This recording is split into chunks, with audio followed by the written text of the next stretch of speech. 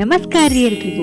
ಇವತ್ ನಾವು ನಮ್ ಸ್ಟೈಲಲ್ಲಿ ಟೊಮ್ಯಾಟೊ ಬಾತ್ನ ಹೆಂಗ್ ಮಾಡೋದು ಅಂತ ನೋಡೋಣ. ಝಟ್ಪಟ್ ಅಂತ ಮಾಡೋ ಈ ಟೊಮ್ಯಾಟೊ ಬಾತ್ಗೆ ಏನೆಲ್ಲ ಬೇಕು ಅಂತ ನೋಡೋಣ ಬರ್ರಿ. ಮೊದ್ಲ 4-5 ಟೊಮ್ಯಾಟೊ, 2 ಉಳ್ಳಾಗಡ್ಡಿ, 1 ಮೆಣಸಿನ್ಕಾಯಿ, ಕರಿಬೇವು, ಕೊತ್ತಂಬರಿ, ಶುಂಠಿ ಬೆಳ್ಳುಳ್ಳಿ ಪೇಸ್ಟ್ ಹಾಗೂ ಕೊಬ್ಬರಿ ಪೇಸ್ಟ್ ಬೇಕ್ರಿ. 1 ಕುಕ್ಕರ್ಗೆ ಈಗ ನಾವು 2 ಚಮಚದಷ್ಟು ತುಪ್ಪ, 2 ಚಮಚದಷ್ಟು ಎಣ್ಣೆ ಹಾಕೊಂಡು ಬಿಸಿ ಮಾಡ್ಬೇಕ್ರಿ. ಇದಕ್ ನಾವು 1 ಏಲಕ್ಕಿ, 1 ಚಕ್ಕೆನ ಹಾಕೊಂಡು ಫ್ರೈ ಮಾಡ್ಬೇಕ್ರಿ. ಇದಾದ ನಂತರ ಇದಕ್ಕೆ 1 ಚಮಚದಷ್ಟು ಕಡ್ಲಿ ಬ್ಯಾಳಿನ ಹಾಕೊಂಡು ಫ್ರೈ ಮಾಡ್ಕೋಬೇಕ್ರಿ. ನಂತರ ಎಲ್ಲದಕ್ಕೂ ಹಾಕೋ ಬೇಸಿಕ್ ನಮ್ದು ಸಾಸಿವೆ, ಜೀರಿಗೆ ಅದನ್ನ ಹಾಕೋಬೇಕ್ರಿ.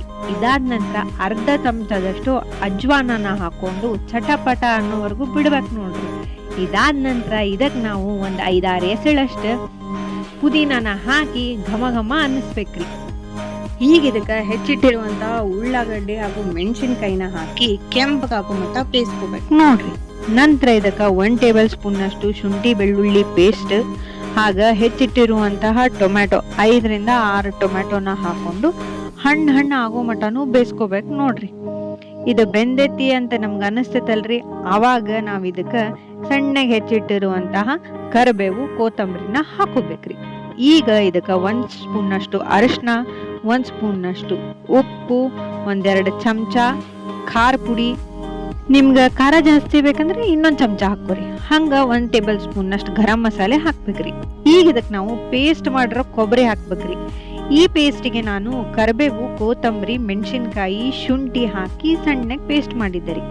ಇದಾದ ನಂತರ ಇದಕ್ಕೆ 2 ಲೋಟ ಅಕ್ಕಿ, 2-4 ನೀರ್ನ ಹಾಕಿ ಉಪ್ಪು ಚೆಕ್ ಮಾಡಿ ಇನ್ನೊಂಚೂರು ರುಚಿಗೆ ತಕ್ಕಷ್ಟು ಉಪ್ಪು ಹಾಕೋಬೇಕ್ರಿ. ನಂತರ ಇದನ್ನ 2-3 ವಿಷಲ್ ಕೂಗಿಸ್ಬೇಕ್ರಿ.